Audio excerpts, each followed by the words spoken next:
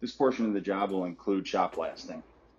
The equipment being used is going to be a magnet cart to collect loose shot, 2-inch hose, 110 volt cords, 8-inch 110 volt shot blaster, and a 3-motor 110 volt HEPA back. The floor is being diamond ground because of elevation inequalities in the slab. These are at the joints as well as some serious deflection throughout the slab.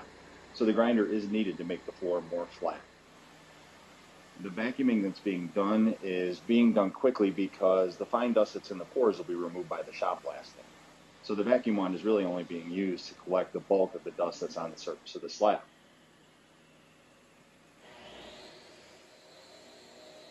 The shot blaster cleans the surface by agitating it with steel shot. This is similar to a sandblaster, except it is a captive system.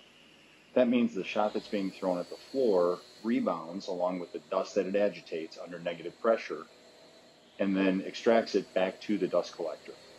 The shot is recycled as the process takes place, but of course in time the shot will eventually become used up. It becomes light and basically dust itself and then goes to the dust collector. So that means the machine is only really ever reloaded with the steel shot. Again, similar to a sandblaster, it requires a media to do the work that it does. With a shot blaster, it's steel shot. As the process takes place, of course, the surface of the concrete becomes visibly more clean.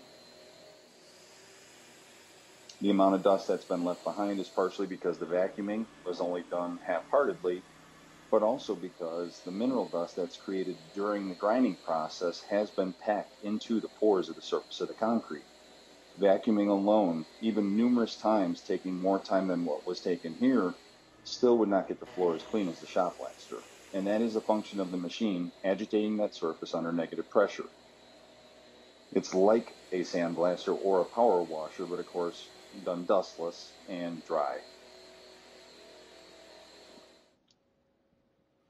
Once the shot blasting is complete, inspection of the surface shows that there is damage that the concrete either revealed through the shot blasting or grinding or was already there. This floor was going to be primed with a water-based epoxy, but based on the condition of the floor after the grinding and the blasting, the water-based epoxy would not fill these defects before the body coat of the epoxy is applied.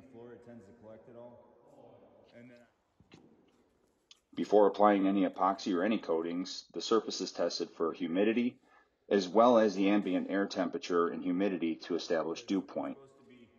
The surface of the slab does not have too high humidity for the epoxy, and the dew point is over 30 degrees away.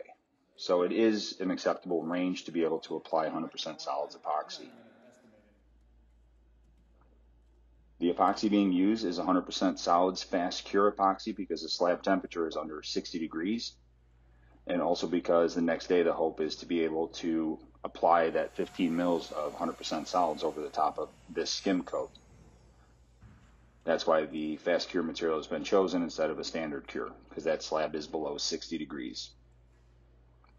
The skimming of the surface of the concrete is pretty obvious as it's being done. It's simply drugged back and forth across the surface of the concrete with an effort made to not leave puddles or excess material, because once this is cured enough, this is going to get the epoxy directly applied over it. The main purpose of this epoxy being applied this way is to fill in those voids that were exposed.